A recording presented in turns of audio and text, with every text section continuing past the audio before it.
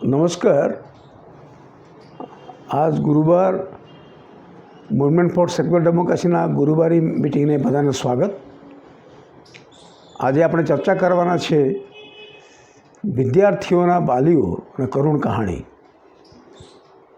એ કેવા હેરાન પરેશાન પોતાના બાળકને ભણવા બાબતમાં થઈ રહ્યા છે એને બાબતમાં આપણે વાત કરશે પ્રોફેસર હેમંત કુમાર શાહ, એડ્યુકેશનિસ્ટ, એ વાત કરશે।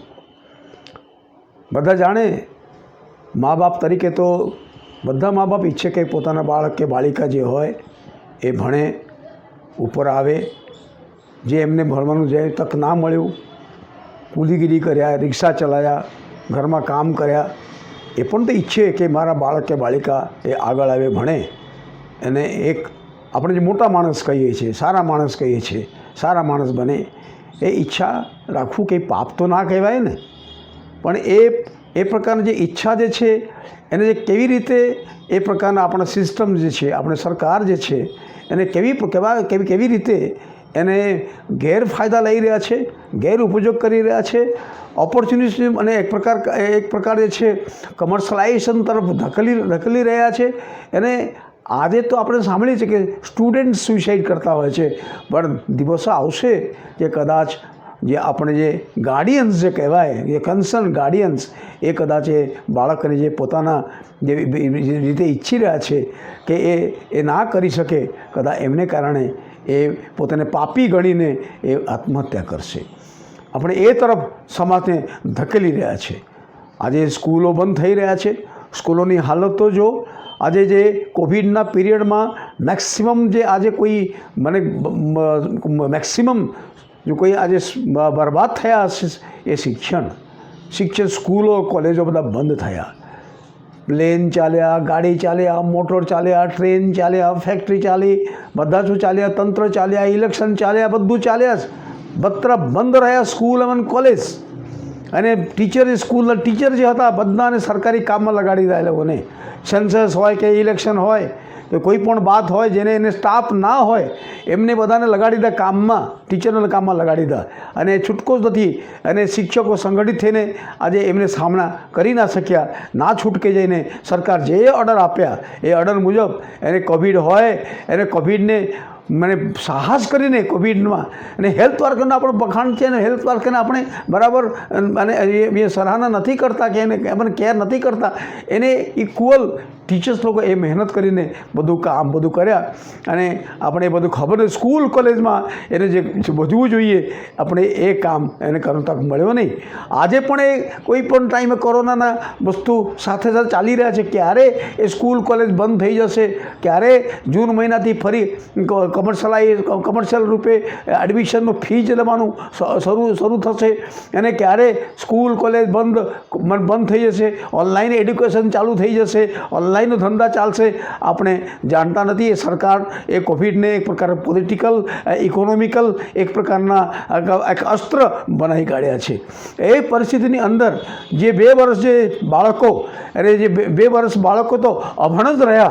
आज ABCD की अ थी अ आ क ख ग ए बराबर एक सरखा लखी नहीं सकता। आज एवं स्थिति में जता रहा है। तो आवता दिवसोनी अंदर एनी ए स्थिति चाले तो आज स्टूडेंटनी स्थिति शू थशे, केवा प्रकारना विद्यार्थीओ तैयार थशे। भले हाईली कमर्शलाइज पर आज बहु पैसा आपीने पण कोई स्कूल कॉलेज में भणता होय, माँ बापा त्यां लोन करीने भणावता होय के साधारण प्राइमरी स्कूलना पण टीचर होय, आज बे सरखा जवा थई जवाना छे। आज ए प्रकारना परिस्थिति ऊभा थया छे। अरे वालीओ गार्डियन्स आज बहु मूंझवणमां छे, शुं करीशुं एने बहु मूंझवणमां छे। एमने लईने आज आपणे सामने बातो रजूआत करशे प्रोफेसर हेमंत कुमार शाह। हूँ आज एमने रिक्वेस्ट करूँ छूँ ये अपने सामने राजी थया અને એ રાજી થઈને આજે ચર્ચા કરી રહ્યા છે। એ પ્રકારની ચર્ચા આપણે ક્યારેક કર્યા નથી। આપણે વિદ્યાર્થીની વાતો કર્યા છે પણ ગાર્ડિયન્સને કરુણ કહાણી આપણે કોઈ ક્યારે વાત કર્યા નથી। આપણે કદાચ પહેલીવાર એ પ્રકારની ચર્ચા આપણે ગોઠવીએ છીએ। હું આવી અત્યારે હેમંતભાઈને કહું છું એ વાતો આગળ લઈ જાય।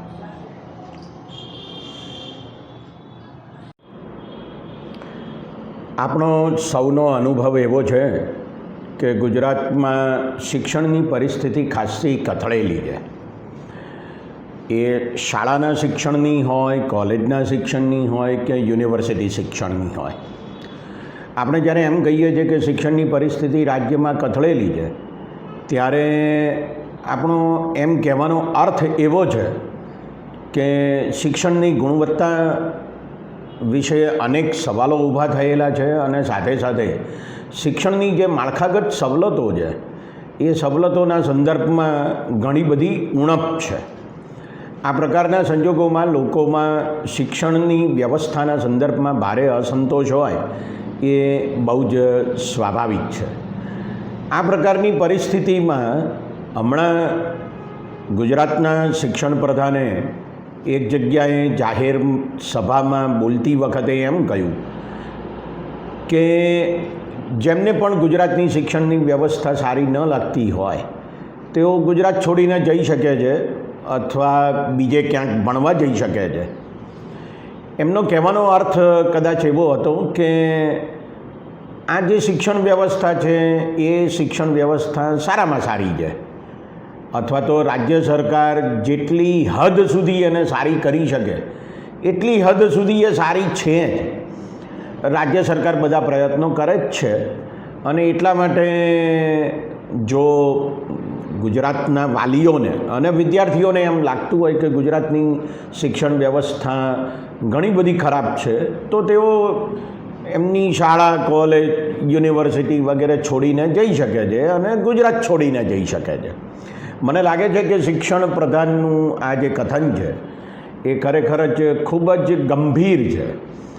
એટલા માટે એ ગંભીર છે કે જ્યારે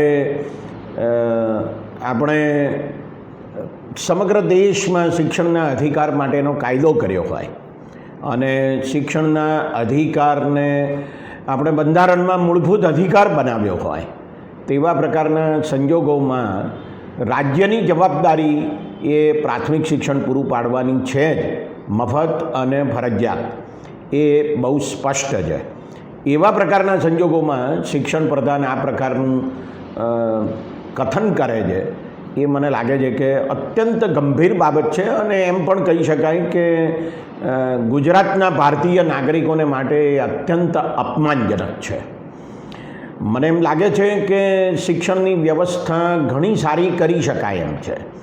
ગુજરાત સરકાર પાસે જે પૈસા છે એ પૈસાના સંદર્ભમાં પણ ગુજરાત સરકાર જે કંઈ વ્યવસ્થા દેશમાં અન્ય રાજ્યોમાં અથવા કેટલાક વિસ્તારોમાં સારી છે તેવા પ્રકારની વ્યવસ્થા ગુજરાતમાં પણ બધા જ બાળકો માટે, બધા જ વિદ્યાર્થીઓ માટે કરી શકે એવા પ્રકારની પરિસ્થિતિ છે જ, એમાં કોઈ શંકાને સ્થાન નથી. એટલે એવી કોઈ દલીલ કરી શકાય એમ નથી કે ગુજરાત સરકાર પાસે પૈસા નથી શિક્ષણની વ્યવસ્થાને સારું કરવાને માટે, અથવા તો ગુજરાત સરકાર આ વ્યવસ્થા સારી કરવાને માટે કોઈ ઈચ્છા ધરાવતી નથી એમ આપણે ચોક્કસ કહી શકીએ. એટલે એનો અર્થ એવો થયો કે શિક્ષણની વ્યવસ્થાને સારી કરવાને માટે જે પ્રાથમિકતા જોઈએ રાજ્યમાં, સરકારમાં, એ પ્રાથમિકતા આપણને દેખાતી નથી એવું આપણે ચોક્કસ કહી શકીએ.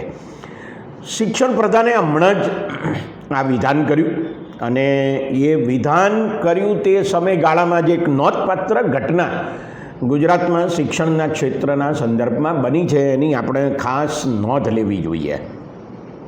ગુજરાત સરકારે વિશ્વ બેંક અને Asian infrastructure investment bank AIIB આ બંને બેંકો સાથે એક MOU કર્યો છે, જેને આપણે મેમોરેન્ડમ ઓફ અન્ડરસ્ટેન્ડિંગ એટલે સમજૂતી પત્ર કહીએ અથવા તો કરાર કહીએ, એવો એક કરાર કર્યો છે. આ કરાર 10,000 કરોડ રૂપિયાનું રોકાણ એ ગુજરાતમાં શાળાઓના શિક્ષણના સંદર્ભમાં થાય તેને માટે કરવામાં આવ્યો છે. અને આ કરારનો અમલ આવતા 5 વર્ષ સુધીના સમયગાળામાં કરવાનો છે એમ પણ જે માહિતી પ્રાપ્ત થાય છે તેને આધારે કહી શકાય એમ છે. જે 10,000 કરોડ રૂપિયાનો કરાર છે એમાં 2,500 કરોડ રૂપિયા રાજ્ય સરકાર પોતે જોડવાની છે અને બાકીના 7,500 કરોડ રૂપિયાની લોન આ બંને બેન્કો એટલે કે વિશ્વ બેંક અને એશિયન ઇન્ફ્રાસ્ટ્રક્ચર ઇન્વેસ્ટમેન્ટ બેંક આપવાની છે. હવે 5 વર્ષનો જ્યારે આ કરાર છે ત્યારે એનો અર્થ એવો થાય છે કે સરેરાશ દર વર્ષે 2,000 કરોડ રૂપિયાનો ખર્ચો કરવામાં આવશે ગુજરાતમાં શાળાઓને સુધારવાને માટે. હવે મહત્ત્વનો સવાલ એ ઊભો થાય છે કે ગુજરાત સરકારનું જે ચાલુ વર્ષનું કુલ બજેટ છે તે 2,41,000 કરોડ રૂપિયા જેટલું છે અને એમાં જો 7,500 કરોડ રૂપિયાની લોન લેવામાં આવે તો મને લાગે છે કે એ રકમ તો બહુ નાની છે. એટલે એવો સવાલ આપણે 100% પૂછી શકીએ કે શું વધારાના 1,500 કરોડ રૂપિયા અથવા તો આ કરાર હેઠળ કુલ જે ખર્ચ થવાનું છે તે 2,000 કરોડ રૂપિયા એ રાજ્ય સરકાર પોતે ખર્ચી શકે એમ છે જ નહીં. જો રાજ્ય સરકારનું બજેટ એ 2,41,000 કરોડ રૂપિયાની આસપાસ હોય તો પછી શા માટે ગુજરાત સરકાર એ આટલું ખર્ચ ના કરી શકે? વધારાનું જે કરી રહી છે ગુજરાત સરકાર શિક્ષણને માટે એમાં વધારાનું ખર્ચ શા માટે ના કરી શકે એ મને સમજાતું નથી. એટલે જો ગુજરાત સરકાર વિદેશી લોન લે તો જ શાળાઓ સારી કરી શકાય. ગુજરાત સરકારે ચાલુ વર્ષે શિક્ષણને માટે 30,537 કરોડ રૂપિયાનો ખર્ચ અંદાજ્યો છે, જ્યારે ગયા વર્ષે આ ખર્ચ 31,955 કરોડ રૂપિયાનું હતું.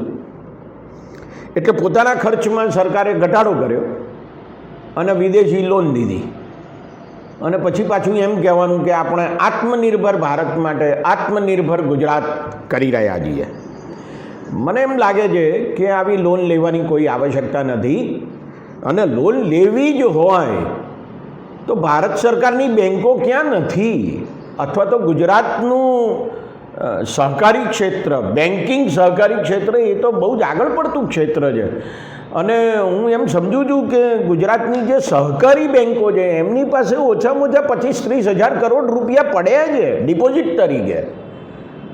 એટલે સરકારને લોન જ લેવી હોય તો વિશ્વ બેંક પાસેથી લોન લેવાની ક્યાં જરૂર છે અથવા એશિયન ઇન્ફ્રાસ્ટ્રક્ચર ઇન્વેસ્ટમેન્ટ બેંક પાસેથી લોન લેવાની ક્યાં જરૂર છે? એ આ આપણી પોતાની બેન્કો પાસેથી લોન લઈને કામ કરી શકે એમ છે શાળાઓ સુધારવા માટે. મને એમ લાગે છે કે ખરેખર તો સરકારનો કોઈ ઈરાદો નથી શિક્ષણની વ્યવસ્થાને સુધારવા માટેનો. શાળામાં વર્ગખંડો બાંધવા હોય, પ્રોજેક્ટર મૂકવા હોય, કાળા કે સફેદ પાટિયા લગાડવા હોય, પંખા નાખવા હોય, શૌચાલયો બાંધવા હોય, મકાનોનું રિપેરિંગ કરવું હોય કે નવા મકાનો બાંધવા હોય, આ બધા કામો માટે વિદેશી લોન જોઈએ એ તો એક આશ્ચર્યજનક અને આઘાતજનક ઘટના છે કે જ્યારે ગુજરાત સરકારનું બજેટ 2,41,000 કરોડ રૂપિયાનું હોય. મિત્રો, એક અગત્યનો મુદ્દો પણ અહીંયા ધ્યાનમાં લેવા જેવો છે અને તે એ છે કે નવી શિક્ષણ નીતિ કે જે 2020માં કેન્દ્ર સરકાર દ્વારા બહાર પાડવામાં આવી એમાં એવું કહેવામાં આવેલું છે કે જીડીપીના 6% જેટલું ખર્ચ એ શિક્ષણ પાછળ કરવું જોઈએ.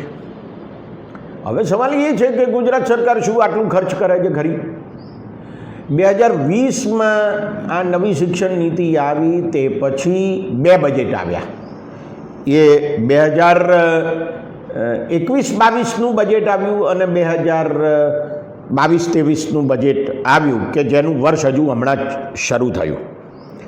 જો આ ચાલુ વર્ષના શિક્ષણના બજેટને આપણે ધ્યાનમાં લઈએ કે જે 30,537 કરોડ રૂપિયાનું છે તો ગુજરાતની જે જીડીપી છે જેને સામાન્ય રીતે એસડીપી તરીકે ઓળખવામાં આવે છે, સ્ટેટ ડોમેસ્ટિક પ્રોડક્ટ તરીકે ઓળખવામાં આવે છે, એના માત્ર 1.53% જેટલી રકમ થાય. એનો અર્થ એવો થાય છે કે માત્ર 1.53% જેટલી રકમ ગુજરાત સરકાર પોતે શિક્ષણ માટે ખર્ચે છે અને પછી વિદેશી લોન લે છે. આ શું ખરેખર સારી બાબત કહેવાય ખરી? એક બીજો અગત્યનો મુદ્દો છે અને તે એ છે કે આ સહાય નથી, જેને ઘણીવાર વિશ્વ બેંક જે પૈસા આપે છે એને સહાય તરીકે ઓળખે છે. પણ ખરેખર એ સહાય નથી, એ લોન છે. અને જ્યારે આ લોન લેવામાં આવે છે ત્યારે એનો અર્થ એવો થાય છે કે એના કરાર મુજબ આપણે એ લોન પાછી આપવાની છે અને વ્યાજ સાથે પાછી આપવાની છે. એનો અર્થ એવો થાય છે કે આપણે ડોલરમાં લોન લઈએ છીએ અને ડોલરમાં લોન પાછી આપવાની છે. અને આપણે સૌ જાણીએ છીએ કે 2014માં લગભગ 58 રૂપિયા ડોલર હતો અને આજે લગભગ 75-76 રૂપિયા ડોલર થયો છે. એટલે કે રૂપિયાનું ડોલરના સંદર્ભમાં અવમૂલ્યન થયું છે અને એ અવમૂલ્યન થતું જ જાય છે અને થતું જ રહેવાનું છે, એમાં કોઈ શંકાને સ્થાન નથી. એ કોકવાર ઝડપથી થાય છે, કોકવાર ધીમેથી થાય છે. તો એવા પ્રકારના સંજોગોમાં આપણે જે 1500 કરોડ રૂપિયાની લોન 7500 કરોડ રૂપિયાની લોન લઈશું એ અવમૂલ્યનને કારણે જ વધી જશે, વ્યાજ તો જુદું. એ પ્રકારના સંજોગોમાં મને એમ લાગે છે કે આપણે લોન લેવાની જરૂર નથી. આપણું વિદેશી ઊંડિયામણ મહામૂલું ઊંડિયામણ છે અને આપણી આયાત એ આપણી નિકાસ કરતાં વધારે જ છે. એટલે એ પ્રકારના સંજોગોમાં આપણે પાછી લોન લઈશું તો આપણું દેવું વધવાનું છે. જે આખા દેશનું દેવું છે તે લગભગ 570 અબજ ડોલર જેટલું છે અને એ છેલ્લા 70 વર્ષના 75 વર્ષના ઇતિહાસમાં સૌથી વધારે છે. એવા પ્રકારના સંજોગોમાં મને એમ લાગે છે કે આવી લોન લેવાની આવશ્યકતા નથી. એટલે એક બાજુ શિક્ષણ પ્રધાન એમ કહે છે કે જતા રહો ગુજરાત છોડીને જો શિક્ષણ વ્યવસ્થા તમને ના ગમતી હોય તો, અને બીજી તરફ ગુજરાત સરકાર શિક્ષણ વ્યવસ્થા સુધારવા માટે લોન લે છે. તો આ પ્રકારના સંજોગોમાં બહુ સ્પષ્ટપણે આપણે એમ કહી શકીએ કે ગુજરાત સરકારના જે બજેટની રકમ છે એમાં ખર્ચની બાબતમાં શિક્ષણ એ કોઈ પ્રાથમિકતા નથી. જો એમ જ પ્રાથમિકતા હોત તો આ વર્ષે શિક્ષણના બજેટમાં ઘટાડો ના કરવામાં આવ્યો હોત, પણ ઘણા મોટા પ્રમાણમાં વધારો થયો હોત. એક બીજો અગત્યનો મુદ્દો છે અને તે એ છે કે શિક્ષણ માટેનું જે ખર્ચ છે 2021-22નું એ 32,719 કરોડ રૂપિયા અંદાજવામાં આવ્યું હતું અને 2020-21માં એ 31,955 કરોડ રૂપિયા હતું. એટલે એનો અર્થ એ થયો કે એમાં લગભગ 764 કરોડ રૂપિયાનો વધારો થયો હતો અને આ વધારો 2.39% જેટલો હતો. એટલે તમે જુઓ કે ફુગાવો થાય છે 5 થી 6% દરે અને શિક્ષણ માટેના ખર્ચમાં વધારો થાય છે 2.39%. એટલે ખરેખર તો વાસ્તવિક રીતે તમે જુઓ ને તો શિક્ષણના ખર્ચમાં ઘટાડો થયો છે 2.5% જેટલો, વધારો નથી થયો. અને હવે તો તમે ઓલરેડી ઘટાડો જ કરો છો એટલે ખરેખર એ ઘટાડો વધારે થાય છે 5% જેટલો કે 6% જેટલો વાસ્તવિક સ્વરૂપે જે આપણે આ બાબતને ધ્યાનમાં લઈએ તો.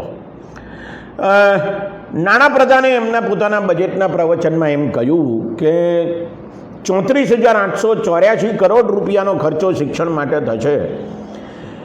અને જ્યારે તમે સંક્ષિપ્ત અંદાજપત્રનો દસ્તાવેજ જુઓ છો ત્યારે આંકડો કંઈક જુદો મળે છે જે મેં હમણાં જ આપ્યો. એટલે શંકા એ જ આવી છે કે ખરેખર સાચો આંકડો કયો.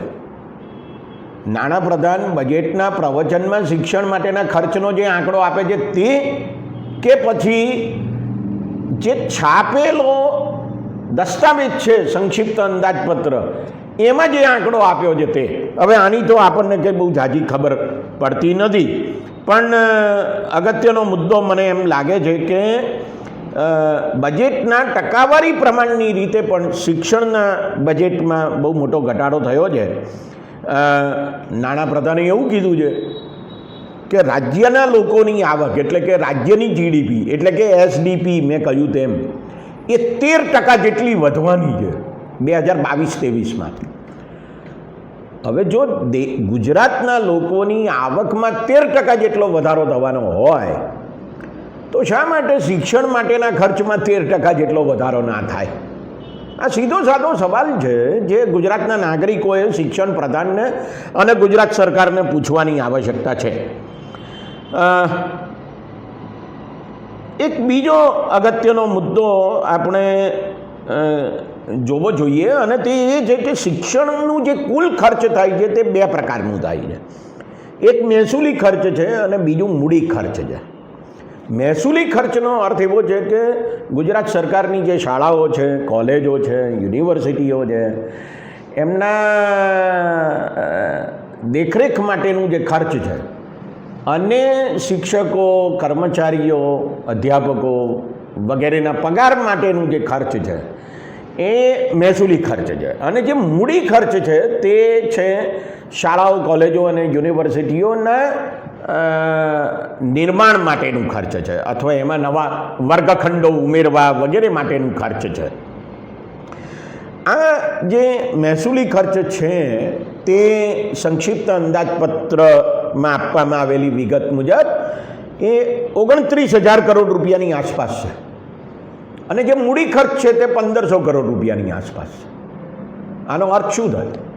આનો અર્થ એ થયો કે નવી માળખાગત સવલતો, ઇન્ફ્રાસ્ટ્રક્ચર ઊભી કરવા માટે તમે માત્ર 1,500 કરોડ રૂપિયાનો ખર્ચો કરી રહ્યા છો અને બીજી તરફ તમે વિશ્વ બેંક પાસેથી લોન લો છો અને એમાં તમે એના સમજૂતી પત્રમાં એમ લખો છો કે અમે 2,000 કરોડ રૂપિયાનો ખર્ચો કરીશું.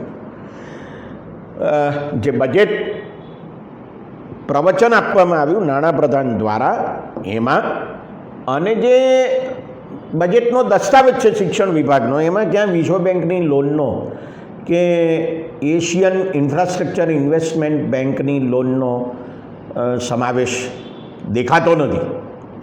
એટલે બજેટની બહારની વાત અત્યારે તો આ લોનના સંદર્ભમાં થઈ રહી છે એમ કહી શકાય.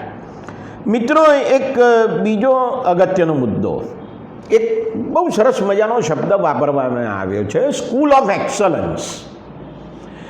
અને 2020-21નું બજેટ જ્યારે આવ્યું ત્યારે એમાં નાણાપ્રધાને એવું કહ્યું હતું એમના પ્રવચનમાં કે આ સ્કૂલ ઓફ એક્સલન્સ તરીકે 500 જેટલી શાળાઓને વિકસાવવામાં આવશે.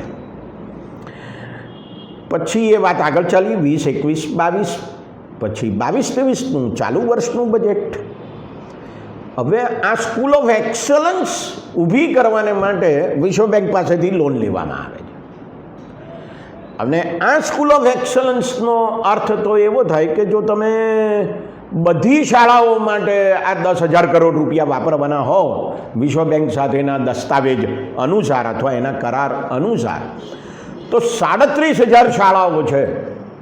આ 37,000 શાળાઓની પરિસ્થિતિ સુધરી જશે આ 10,000 કરોડ રૂપિયાની લોન લેવાથી. એક શાળા માટે 1 કરોડ રૂપિયા પણ ખર્ચવામાં આવે. આમ તો એના કરતાં વધારે રૂપિયાની આવશ્યકતા છે, એમાં કોઈ શંકાને સ્થાન નથી. પણ એક શાળા માટે જો 1 કરોડ રૂપિયા પણ ખર્ચવામાં આવે તો 37,000 કરોડ રૂપિયા જોઈએ. એને બદલે વિશ્વ બેંક પાસેથી લોન લઈને 10,000 કરોડ રૂપિયા ખર્ચવાનું નક્કી કરવામાં આવે છે અને તે 5 વર્ષ માટે. એટલે એનો અર્થ એવો થયો કે બધી શાળાઓને સ્કૂલ ઓફ એક્સલન્સ બનાવવામાં બીજા 20 વર્ષ થશે.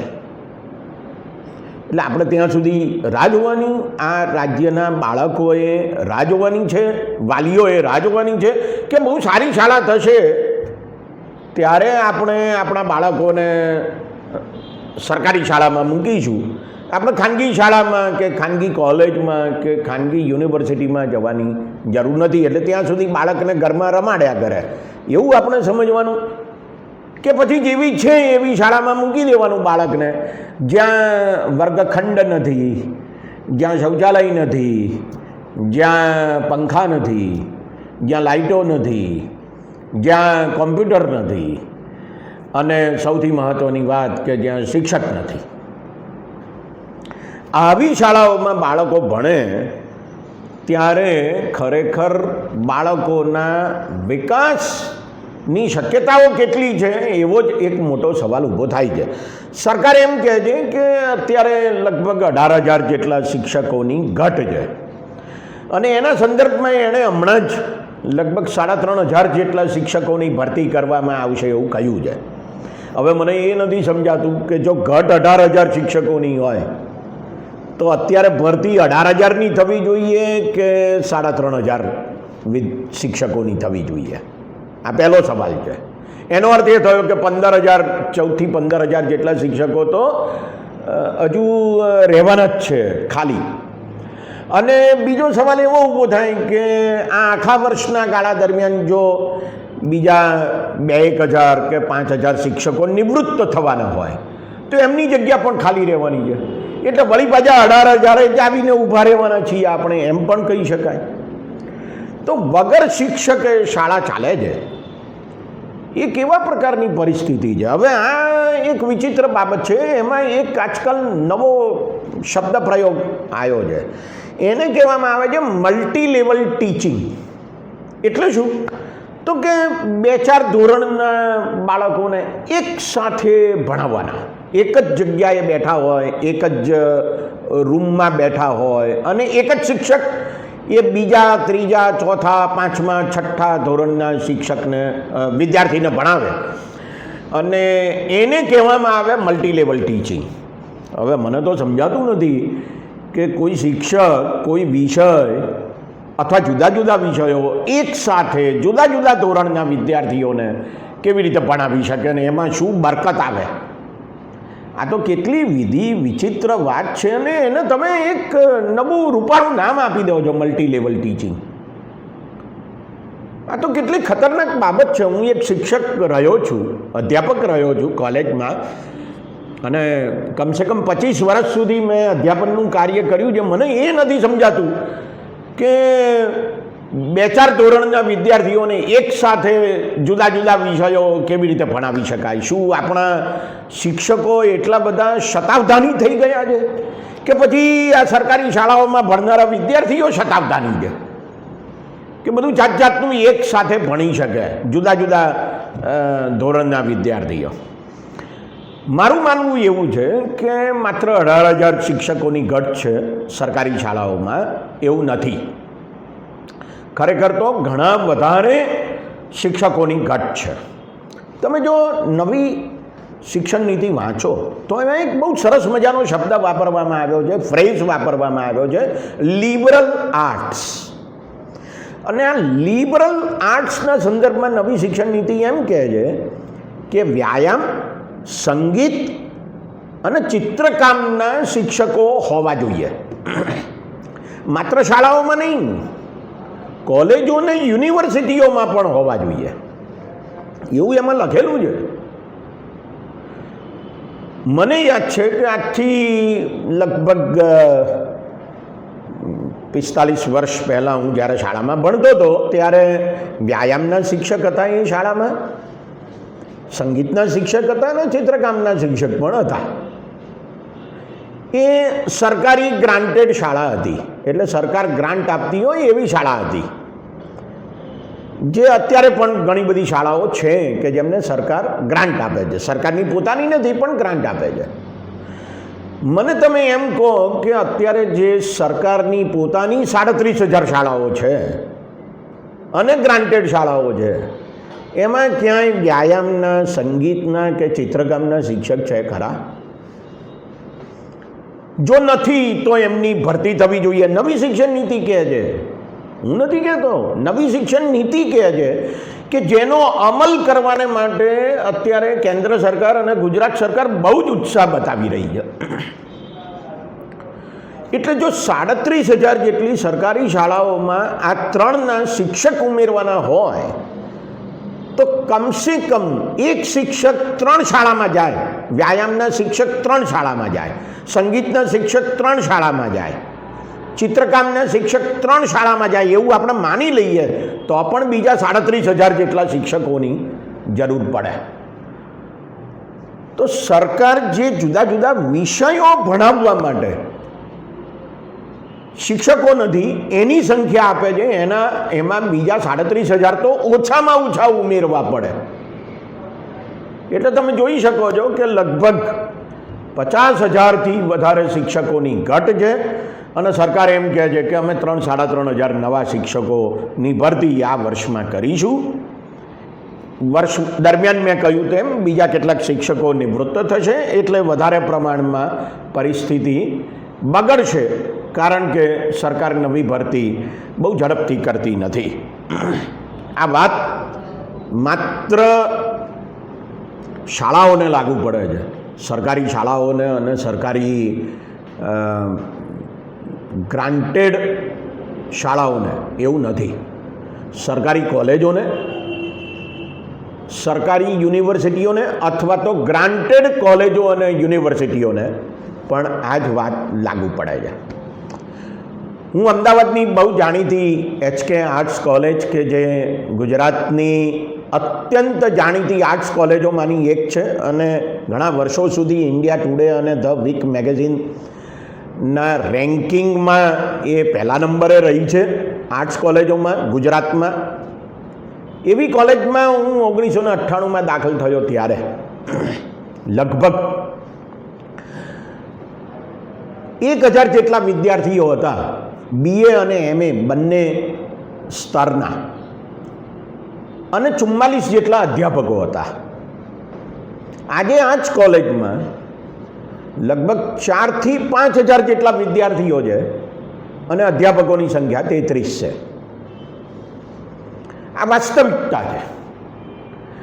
એક આદિવાસી વિસ્તારની ગ્રાન્ટેડ કોલેજમાં આર્ટ્સ અને સાયન્સ અને કોમર્સ કોલેજ જે છે એમાં મને મળેલી માહિતી મુજબ એક જમાનામાં 84 જેટલા અધ્યાપકો હતા અને પછી એ સંખ્યા ઘટીને 38 જેટલી થઈ ગઈ હતી.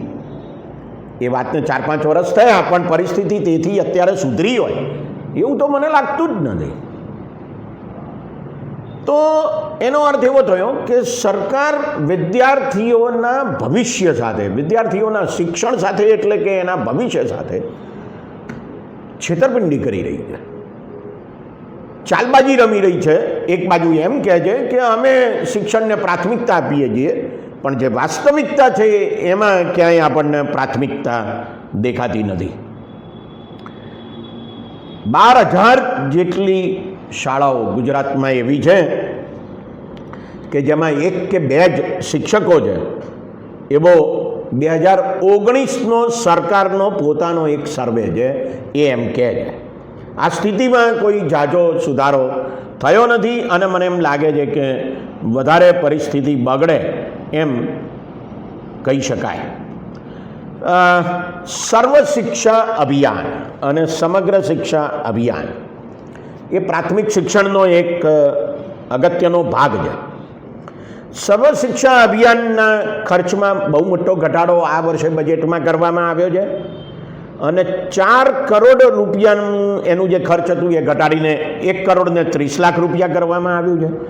સમગ્ર શિક્ષા અભિયાનમાં ગયા બજેટમાં 19 કરોડનો વધારો કરવામાં આવ્યો હતો, પણ હવે એ ઘટાડા તરફનું વલણ બતાવે છે. મહત્વનો મુદ્દો એ છે કે પ્રાથમિક શિક્ષણ માટેના ખર્ચમાં સાધારણ વધારો, માધ્યમિક શિક્ષણ માટેના ખર્ચમાં પણ સાધારણ વધારો, યુનિવર્સિટી અને ઉચ્ચ શિક્ષણના ખર્ચમાં ઘટાડો, બહુ મોટો ઘટાડો, અને ઇજનેરી શિક્ષણની બાબતમાં સામાન્ય વધારો દેખાય છે. 2021-22માં યુનિવર્સિટી અને ઉચ્ચ શિક્ષણ માટે 2352 કરોડ રૂપિયાના ખર્ચનો અંદાજ હતો, પણ 2022-23નો સુધારેલો અંદાજ એમ કહે છે કે 1864 કરોડ રૂપિયાનો છે. એટલે તમે બજેટમાં વધારે બતાવો છો, જ્યારે નાણાપ્રધાન ભાષણ આપે ત્યારે વધારે બતાવે, શિક્ષણ વિભાગના દસ્તાવેજમાં પણ આંકડો વધારે બતાવે, પણ જ્યારે નવા વર્ષનું બજેટ આવે ત્યારે જૂના વર્ષમાં કેટલું ખર્ચ થયું એનો સુધારેલો અંદાજ આવે તો એ આપણને ઓછું બતાવે છે. સરકારી એન્જિનિયરિંગ કોલેજોની હાલત અત્યંત ખરાબ છે. બહુ જ જાણીતી કોલેજ છે એન્જિનિયરિંગ કોલેજ, સુરતની ગાંધી કોલેજ. આ ગાંધી કોલેજમાં તમે જાઓ તો એના જે મકાનો છે, જે ડિપ્લોમા એન્જિનિયરિંગ કોલેજ છે, એ મકાનો તમે જુઓ તો તમને એમ લાગે કે આ ખંડેર જેવા મકાનો છે. એટલે તમને એમ જ લાગે કે આ 50-100 વર્ષથી મકાન એમનું એમ પડ્યું છે અને કોઈ વાપરતું નથી, એવા મકાનો છે. મને તો એમ થાય કે જો હું નાણાપ્રધાન હોઉં અને કે શિક્ષણ પ્રધાન હોઉં અને આ ગાંધી કોલેજની મુલાકાતે જઉં તો એના આચાર્યને બોલાવું, એમના અધ્યાપકોને બોલાવું અને એમ કહું કે તમે કોને કેટલા પૈસાની જરૂર છે આ આટલી જૂની ગાંધી કોલેજને અને તે પાછી વિખ્યાત એન્જિનિયરિંગ કોલેજને રિનોવેટ કરવાના માટે કેટલા પૈસાની જરૂર છે. એ અધ્યાપકો જ કહે, એ આચાર્યો જ કહે, એ ત્યાંના કર્મચારીઓ જ કહે. એમાં કંઈ મકાન બાંધકામ ખાતાની, રોડ્સ એન્ડ બિલ્ડિંગ ડિપાર્ટમેન્ટની જરૂર નથી. અને એ રકમ જે કે 20-25 કરોડ એ તત્કાળ આપી દઈએ તો 1 વર્ષમાં એ કોલેજ કોઈ પણ ખાનગી કોલેજ જેટલી સારી થઈ જાય. પણ આપણે બધા ખાનગી એન્જિનિયરિંગ કોલેજ, ખાનગી મેડિકલ કોલેજો તરફ વળ્યા જઈએ અને કેટલા મોટા પ્રમાણમાં ખાનગી યુનિવર્સિટીને હમણાં જ મળેલી વિધાનસભાએ મંજૂરી આપી છે. એટલે તમે શું કરી રહ્યા છો? ખાનગી યુનિવર્સિટીઓ ઊભી કરી રહ્યા છો, ખાનગી કોલેજો ઊભી કરી રહ્યા છો અને એને જ મંજૂરી આપી રહ્યા છો. ખરેખર તો એ કરવાની જરૂર છે કે ખાનગી કોલેજો અને યુનિવર્સિટીઓમાં અને શાળાઓમાં જે ફી લેવાય છે એનું ધોરણ પણ તમે નક્કી નથી કરી શકતા. હકીકત તો આ છે. તમે એમ કહો છો ખરા કે અમે કમિટી બનાવી છે, ફી રેગ્યુલેશન કમિટી, FRC, પણ વાલીઓને તમે બજારની દયા ઉપર છોડી દીધા છે. એ તમે જોઈ લો. હજુ હમણાં જ છેલ્લા અઠવાડિયા 10 દિવસના ગાળા દરમિયાન છાપામાં એક ખાનગી શાળાની ફીનું ધોરણ આવ્યું હતું અને એ મેં વાંચ્યું તો મને આશ્ચર્ય થયું ને આઘાત લાગ્યો. ફીના ધોરણની જે રકમ હતી તેમાં 50,000થી 80,000 રૂપિયા સુધીની ફી હતી જુદા જુદા ધોરણ માટે. કયા સામાન્ય વર્ગના, એટલે લોઅર મિડલ ક્લાસ, મિડલ ક્લાસના અને કંઈક અંશે અપર મિડલ ક્લાસના વાલીઓને પણ આ પોસાઈ શકે એ મને સમજાતું નથી. એટલે પરિણામ એ આવે છે કે જ્યારે એન્જિનિયરિંગ અને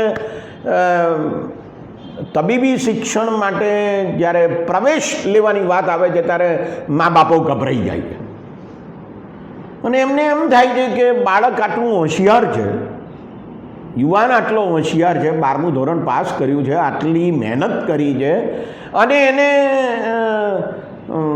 જે તે ઇજનેરી શાખામાં કે તબીબી શિક્ષણની શાખામાં પ્રવેશ મેળવવાની ઉત્સુકતા છે, ઈચ્છા છે, ભણવાની લગન છે, પણ એને એ સંતોષી શકે લોન લીધા વિના અથવા જમીન વેચ્યા વિના કે મકાનનો થોડો ભાગ ભાડે આપ્યા વિના એ અશક્ય લાગે છે. અને એટલે જ તમે જોઈ શકો છો કે યુક્રેન જેવા દેશમાં ગુજરાતમાંથી તબીબી શિક્ષણ મેળવવાને માટે વિદ્યાર્થીઓ જાય છે. આ તો યુદ્ધ થયું ત્યારે જ મને તો ખબર પડી કે છે કે યુક્રેનમાં પણ ગુજરાતના વિદ્યાર્થીઓ તબીબી શિક્ષણ લેવા જાય છે. તો સવાલ ઊભો એ થાય છે કે આપણા શિક્ષણની એવી કઈ વ્યવસ્થા આપણે ઊભી કરી છે કે જે વ્યવસ્થામાં આપણે સામાન્ય લોકો સુધી શિક્ષણને પહોંચાડી ન શકીએ એવા પ્રકારની પરિસ્થિતિ ઊભી થઈ છે. મને લાગે છે કે આ અત્યંત ગંભીર મુદ્દો છે અને જો આપણે આ ગંભીર મુદ્દાને તત્કાળ હાથમાં નહીં લઈએ અને એને પ્રાયોરિટી નહીં આપીએ તો પરિસ્થિતિ વધારે ને વધારે વણસશે. કોલેજોમાં જે અધ્યાપકો છે, યુનિવર્સિટીઓમાં જે અધ્યાપકો છે કે જેમને 7મા પગાર પંચનો લાભ આપવાનો છે, એ લાભ આપવામાં પણ અથવા 7મા પગાર પંચ મુજબનું પગાર ધોરણ આપવામાં પણ અત્યંત જાણે કરકસર કરતી હોય સરકાર, એવા પ્રકારની પરિસ્થિતિ ઊભી થઈ રહી છે. 2016માં 7મા પગાર પંચનો અમલ શરૂ થયો, 1 જાન્યુઆરી 2016. આજ સુધી અધ્યાપકોને, યુનિવર્સિટીઓ અને કોલેજોના અધ્યાપકોને આ 7મા પગાર પંચનું સંપૂર્ણ એરિયર્સ આપવામાં આવ્યું નથી. અનેક અધ્યાપકોને જે બઢતી મળે છે એ બઢતી પણ પગાર ધોરણમાં આપવામાં આવી નથી. અને હા, એ વાત તો સાચી કે શિક્ષકો તરીકે જે લોકો જોડાય છે, અધ્યાપકો તરીકે જે લોકો જોડાય છે, એમને 5 વર્ષના કોન્ટ્રાક્ટ ઉપર ફિક્સ પગારથી રાખવામાં આવે છે. આ તો કેટલી ભયંકર બાબત છે. મને એ સમજાતું નથી કે શું સરકાર પાસે આટલા પૈસા નથી? અને મુખ્યપ્રધાનને ગુજરાતમાં ઉડવા માટે અનેક હેલિકોપ્ટર તૈયાર છે, વિમાનો તૈયાર છે. ચીનના પ્રમુખ આવે ત્યારે રિવરફ્રન્ટ ઉપર અમદાવાદમાં એમને હિંચકે ઝુલાવવા માટે સરકાર પાસે 20 કરોડ રૂપિયા છે. એટલો મોટો ખર્ચો કરવામાં આવે છે. અને રોજ રોશની તો ચાલુ જ છે અમદાવાદના રિવરફ્રન્ટ ઉપર. નહેરુ બ્રિજ ઉપર તમે જુઓ તો તમને રોશની રોજ દેખાય છે. રોશનીના પૈસા છે, પણ શાળાઓ માટે, કોલેજો માટે, યુનિવર્સિટીઓ માટે પૈસા નથી. મને તો એમ થાય છે કે આજે બધા આઈએએસ અધિકારીઓ છે એમને જ 5 વર્ષના કોન્ટ્રાક્ટ ઉપર રાખવા જોઈએ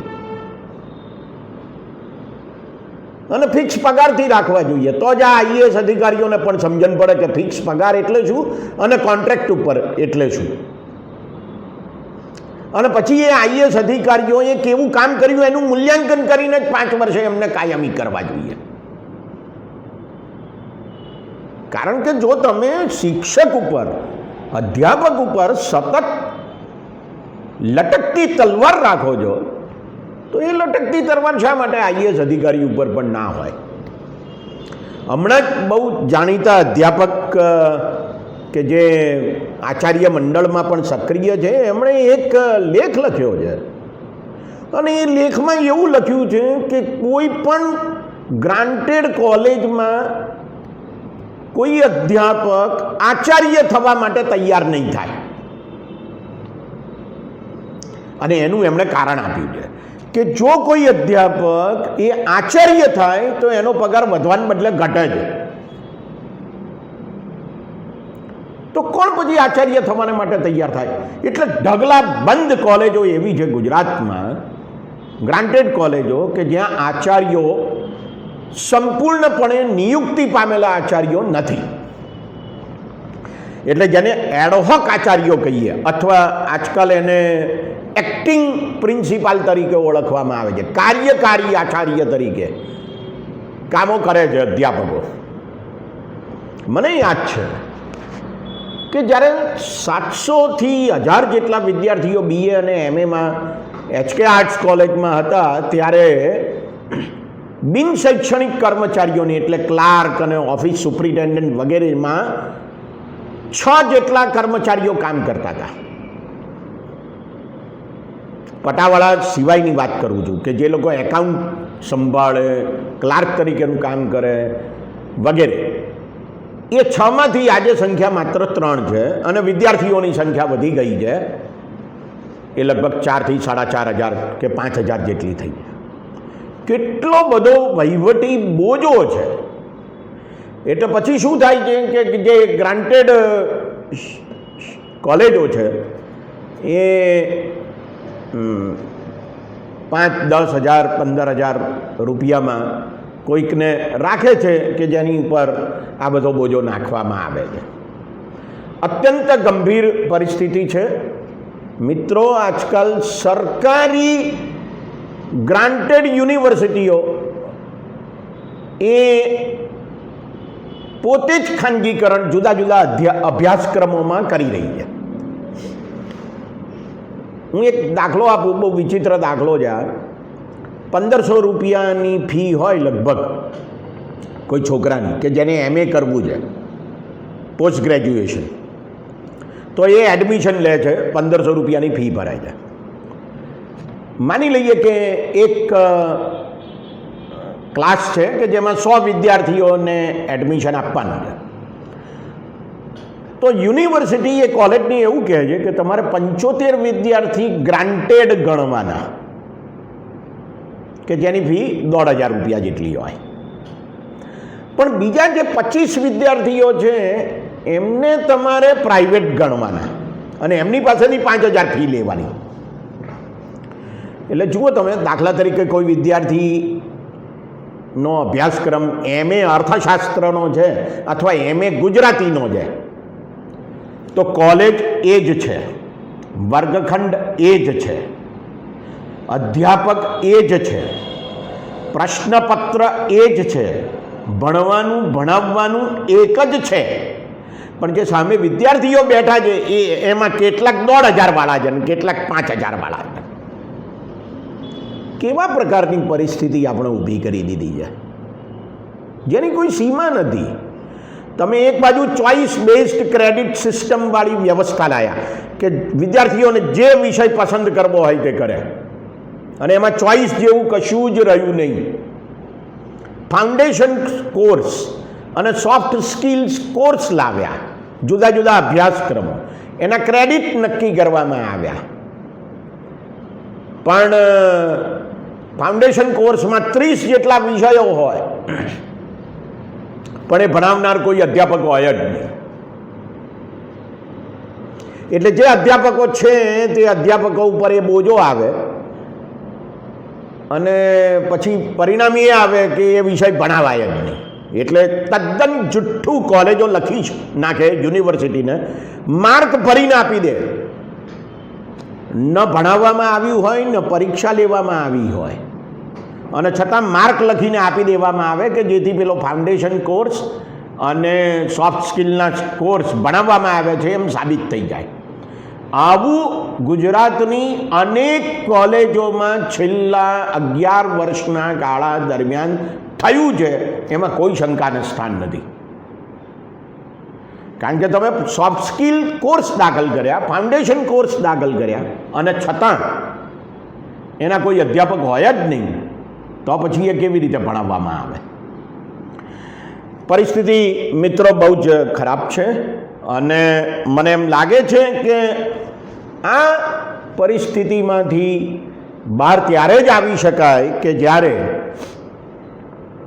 સરકાર પોતે શિક્ષણ માટેના ખર્ચને પ્રાથમિકતા આપે અને એના વિશે ગંભીરતા ઊભી કરે.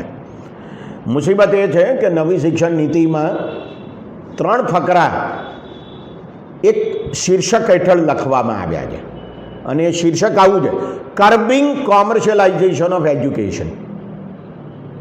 શિક્ષણના વેપારીકરણને ડામવું, આવું લખેલું છે, આવું હેડિંગ છે. એની નીચે 3 ફકરા લખ્યા છે, અને આ 3 ફકરા તમે વાંચો તો તમને એમ લાગે કે આમાં ખાનગીકરણ જ થાય, બીજું કશું ના થાય. કારણ કે એમાં એવું લખેલું છે કે કંપની ધારાની જે નોટ ફોર પ્રોફિટ કંપની છે એવી નોટ ફોર પ્રોફિટ કંપની તરીકે કોલેજો સ્થાપી શકાય, યુનિવર્સિટીઓ સ્થાપી શકાય, એવું એમાં લખેલું છે. હવે આ કંપની ધારાની જે કલમ છે એમાં નોટ ફોર પ્રોફિટ કંપનીનો અર્થ એવો થાય છે કે એમણે નફો કરવાનો નથી. અહીંયા શું લખેલું છે નવી શિક્ષણ નીતિમાં? તો નવી શિક્ષણ નીતિમાં પ્રોફિટ શબ્દ વાપર્યો જ નથી. આવી જે ખાનગી કોલેજો ને યુનિવર્સિટીઓ થાય એ નફો નહીં કમાય, પણ એ શું કમાશે? તો એમાં શબ્દ વાપર્યો છે સરપ્લસ, અધિશેષ, એટલે વધારાની રકમ કમાઈ શકશે. એટલે આમાં પ્રોફિટના બદલે સરપ્લસ શબ્દ વાપર્યો એટલું જ. બાકી ખાનગી કોલેજો અને યુનિવર્સિટીઓ એ શુદ્ધ અર્થમાં પંખો, એસી, કાર કે લેપટોપ કે મોબાઈલ ફોન કે સ્કૂટર કાર પેદા કરનારા કારખાનાની જેમ નફો કમાઈ ગયા અને કમાઈ શકે છે. અને આવી રીતે not for profit company Gujarat સરકારે ઊભી પણ કરી નાખી. અમદાવાદમાં જે સરકારી કોલેજ છે કે શાસ્ત્રી કોલેજ, એને નોટ ફોર પ્રોફિટ કંપનીમાં ફેરવી દેવામાં આવી છે. એટલે કાલ ઉઠીને સરકારની પોતાની જેટલી પણ કોલેજો છે એ બધી કોલેજોનું પણ આ જ પ્રકારનું સ્વરૂપ ઊભું થઈ શકે તો નવાઈ પામી શકાય નહીં. એટલે મને એમ લાગે છે કે ગુજરાતના લોકોએ, ગુજરાતના વાલીઓએ ગુજરાતને વાઇબ્રન્ટ બનાવવા માટે, અડીખમ બનાવવા માટે, ગતિશીલ બનાવવા માટે અને ગુજરાતને આત્મનિર્ભર અને ભારતને આત્મનિર્ભર બનાવવા માટે શાળાઓમાં, કોલેજોમાં વધારે ફી આપીને બલિદાન આપવાની તૈયારી કાયમને માટે રાખવી પડશે. આ બલિદાન આપીશું તો જ આપણે આત્મનિર્ભર થઈશું અને તો જ ગુજરાત વાઇબ્રન્ટ થશે.